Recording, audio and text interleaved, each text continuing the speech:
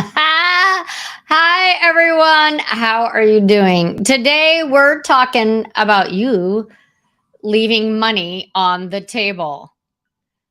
Ooh, I had to turn something off there.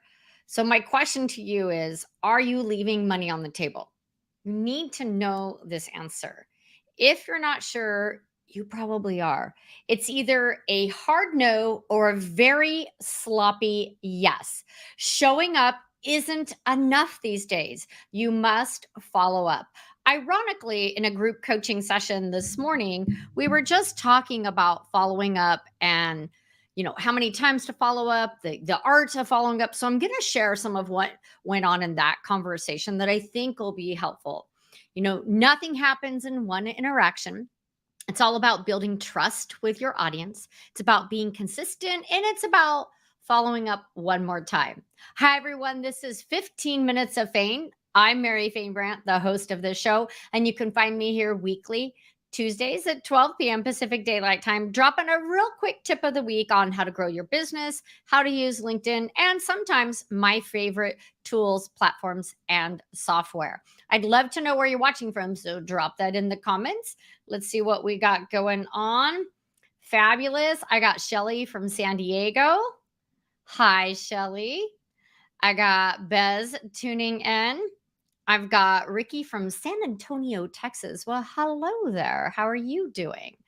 Um, so let's just dive in. Like I said, nothing happens in one transaction. As a matter of fact, did you know that it takes 12 marketing touches for someone to do business with you? You don't just meet someone. They say, "Hey, I'm a career coach." And you're like, "Well, I'm looking for a job." And you sign up with them. That's not how it works, especially in 2022 when we have the smartest consumers in the history because of two things: Google and LinkedIn. We can find out so much information about the person that we're thinking about hiring, whether it's a web developer, whether it's a company you're going to look into, a career coach, a speaker, you name it. We have access to tons of information. So we have the smartest consumers in history. It takes following up to close the sale sometimes. When was the last time that you met someone like a financial investor or advisor? Did you hire them on the spot? The answer is probably no. Hey, we've got Lori from San Marcos and Maria from Oceanside. I love that. Hey, you guys, I'm originally from San Diego. So, hello, Lori. Hello, Maria. Thank you for joining me. I'd love to know what business you're in and if you have any trouble closing the sale or the follow up. So, today we're going to just talk about following up. We're going to be reviewing three key elements of the follow up. So, are you ready? Number one, what systems do you have in place to help you with your follow up? Number two, how many times should you follow up? Number three, how to sell when someone says no. Yes, that is possible. I've done it myself, and I'm going to share some tips. So, number one, let's just jump right in. When we're talking about following up, we're going to talk about those three things. But now that I think about it, I want to share a story with you. Talking to another career coach, she's having trouble closing that deal. And we asked her how she left the phone call at the end. And when the client says, "Well, I need to think about it. That's an investment. Let me talk to my partner." Those were all reasonable statements from the potential client. But how you handle it right then and there can make all the difference. If you're leaving it open ended, they're controlling the narrative and you aren't. A suggestion is to really tighten that up and set up your follow up call right then. Like, "Hey, Maria, that is great that you need to talk about it with your partner. I understand that it's an investment. Um, let's follow up in 24 hours. Let's follow up if you're talking on Wednesday. Let's follow up on Friday at 2 p.m. I'll go ahead. Does that work for you? I'll go ahead and send you a calendar invite right now." Get that on the calendar right when you're talking to the potential client. Uh, oh, Lori. I led a session for your students when you were the campus director at ITT in National City. Well, hey there, long time no see, no hear from. I'm glad that you're back. Um, I hope that we can reconnect. So, we're talking really about the following up. So, number one, when you're on that call, set the follow up appointment right then. Make sure that you're controlling the narrative of the conversation with your potential clients. Now, the three things we're reviewing today are systems. If you're anything like me, be totally honest, like, right? Post-it notes. Anybody else live and die off their post-it notes? That is not a CRM system. That is not that is not going to work for you to know who you're following up with. If you're doing 10 to 15 consultation calls a month, where are you putting that information? Where are you typing in the dates of when you need to follow up with each person? And you have a system set up, like a 5-star system. This person is right on the edge of saying yes. That's a 5-star. This person, you're not quite sure. That's a 3-star. You want to follow up with the hottest leads right away. Okay. So you need to have a system. What does that look like? Well, you know what? If you're just starting off, an Excel spreadsheet will work. Just create that name, contact information, where they were, what program you're selling them. If you have multiple programs, email address, keep it simple, but please do. I'm sorry, I'm looking over here. But please do make sure that you create some kind of follow up system. So you've got Excel, HubSpot, which I'm really starting to get into. They have a free version. So again, we're talking free. There's Freshworks, there's Zoho.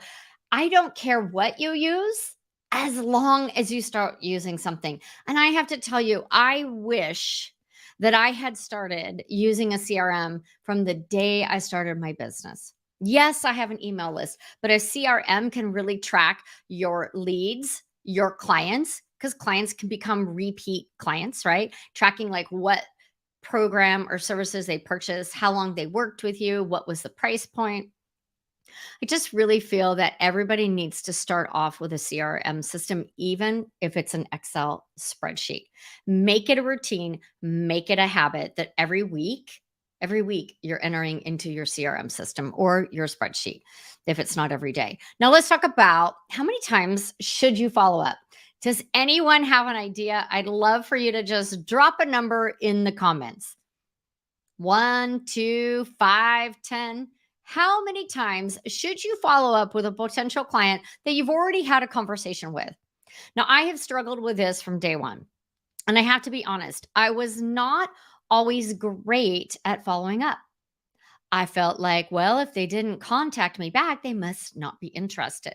Well, learn from my mistake that that is not always the case. Your email could have gotten lost in the cloud. Their cat might have deleted it when they were walking across their desk. This little cat over here was stepping on my keyboard today. So I believe in the power of three. A light follow up. So if you didn't set up that call, hey, Maria, I'd love to go ahead and schedule that follow up call with you to discuss the ins and outs of the program to see what date you're ready to get started. Don't hear back. Follow up again. And then the one final hasta la vista, baby. I can see you don't really want to work with me. Now, you're not going to say it in those words, but like, hey, Jenny, we had a phone call. I followed up with you a couple times. I guess this isn't the right time for us to be working together. I won't bother you anymore. When you're ready, go ahead and reach out.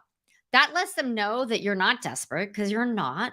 And there might not be the right client. If they're not getting back to you with a no or yes, then they're not ready, right? But 3 times is what I feel. After that, you're wasting your time and their time. So, we talked about putting a date right on the calendar when you're talking to your potential client. We talked about how many times to follow up. 3, the magic 3.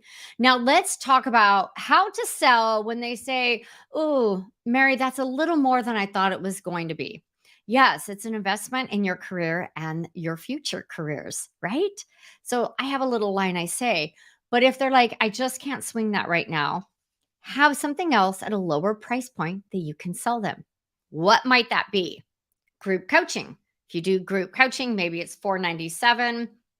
for 3 months of group coaching. You get 10 people in there, easy peasy. Maybe it's a self-paced mini course.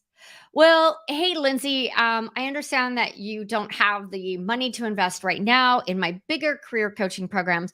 Perhaps you'd like to get started in a self paced mini course. I walk you through some of the basics of LinkedIn. I have some sample career exercises, and you can go ahead and make some of the edits on your own. How does that sound? What do you price that at? Like $297 with some PDFs and a couple videos. A workbook that someone can download for $47. Maybe you're selling Instagram services, right? How to get started on Instagram, and they don't want to buy your social media management package for 3 months. Maybe they get started with a workbook. So there are other ways to sell when the person says that's not in my budget at this time. And by giving them a lower priced item, you're still providing value. You're showing your expertise and credibility, and you'll be top of mind as they're going through your course or your workbook. And when they're ready, they'll still come back to you. So, does anyone have any of those lower priced items set up in their business right now? So, when someone says, I can't afford your VIP program, you say, no problem, Mary. You know, I have a mini course you can buy. I'm just curious if anyone has any of those. Naomi, oh, you're catching the replay. Of course you are.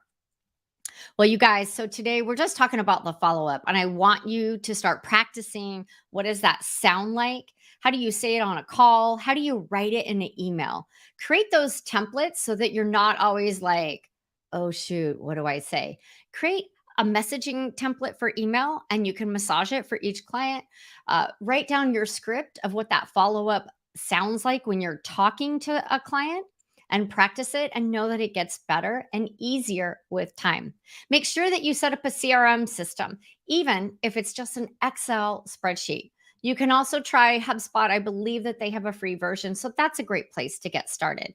And then work out what your follow up sequence is. Is that email? Is that phone call? I think phone call is a little better, right? The emails can be ignored, where the phone call, they're, try to get that set up. And finally, have a mini course, a PDF, a workbook, something that's a lower price that you can offer them if they say, oh, I'm sorry, I just can't afford that investment at this time. So, you guys, I'm Mary Fain Brandt. This is 15 Minutes of Fain. We go live every Tuesday, except next Tuesday, I'm not going live because I'm having a minor procedure on my back. So, I will not be sitting up at the time of my show. I'll be laying down on the couch with ice on my back. If you like the look and feel of the show, this is all made possible with StreamYard, who is the official sponsor of 15 Minutes of Fain. They make it so easy to go live. I literally hit this button that says go live and then one that says end broadcast. I can bring on comments from you guys. I can have banners, this cool stuff up here that you see. And I'm just going to give you look, cool banners, right? Woohoo! I love this. And then my brand, I just want to show you guys, you can change it so quick. You can do intro videos and outro videos. Let me take that banner off. You can have intro music. It's so easy to go live. And LinkedIn is now opened up live access to everyone. So if you want to get in front of more of your potential clients, if you want to be seen as a industry leader, a thought leader, then think about doing a live show. If I put in the comments all the links to everything, I don't see them right now, but they're over there.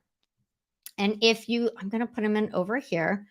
So if you like the look and feel of this show, please know that my affiliate link is in the comments, and I might get enough to pay for a cup of coffee. And if you sign up with StreamYard, I'll even give you a 15-minute tutorial to get you started, because I think it's so easy to use. You won't need more than that. And I drop links into other things that I mentioned on this show and other show, because I'm always getting asked, what do you use? What tool do you use for this? And then If you're in the Phoenix area, I have two events. One is my LinkedIn local event on October 4th from 4 to 6 in Scottsdale. And it's about bringing your online connections offline, getting together and having meaningful conversations. No sales, no business cards, just getting to know our local community. And then next Wednesday, I'm speaking at the Small Business Expo at the Phoenix Convention Center. My talk is how to build your brand on LinkedIn like a strong cup of coffee.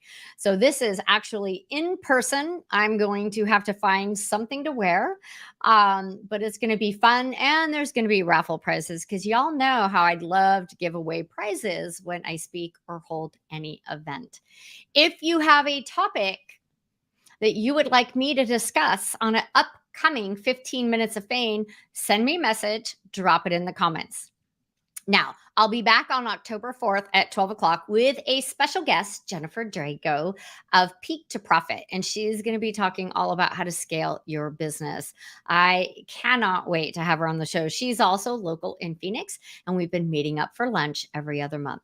So go out there, network, set up a CRM system, and practice your pitch, practice your sales call, practice your follow up. This is Mary Fain Brent, and this is 15 Minutes of Fame. Ciao.